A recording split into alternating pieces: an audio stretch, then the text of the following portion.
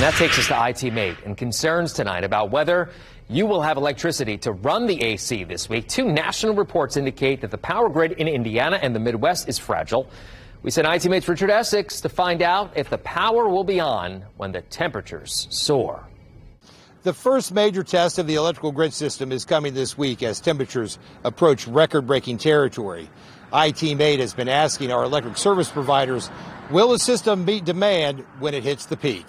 It's our job to be prepared for stretches of extreme weather like this. Electricity in Indiana and the Midwest is managed by a company known as MISO. The company recently said emergency conditions existed and questioned whether the electrical providers had enough capacity and reserve to meet extreme weather demands. This is not a cause for panic. It does not mean the public should expect the lights to go out in the MISO region this summer. MISO monitors the use and distribution of electricity for 42 million people in Indiana and most of the Midwest.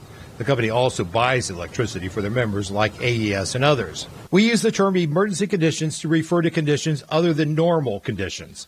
Temporary coordinated power outages are extremely rare and a last-step emergency measure implemented to protect the electric grid. The Indiana Utility Regulatory Commission requires utility companies to forecast their electricity needs and to have enough capacity to meet those, plus some in reserve. When asked if the power grid was prepared for extreme weather, they say, it is important to note that no system is 100% reliable all the time. Things happen like weather events and unexpected equipment failures. One of the largest electrical providers in central Indiana is Duke Energy, with 800,000 customers.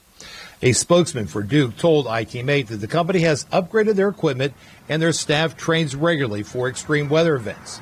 But there are circumstances not always in their control. MISO may have a need under certain circumstances to tell a utility, our utilities in the region, to reduce the demand on the system in order to protect the electric grid. The Indiana Office of Energy Development says the Midwest regional electric grid is at an increased risk of needing additional resources, especially at times the grid has become stressed by a significant heat wave or other types of long-duration events.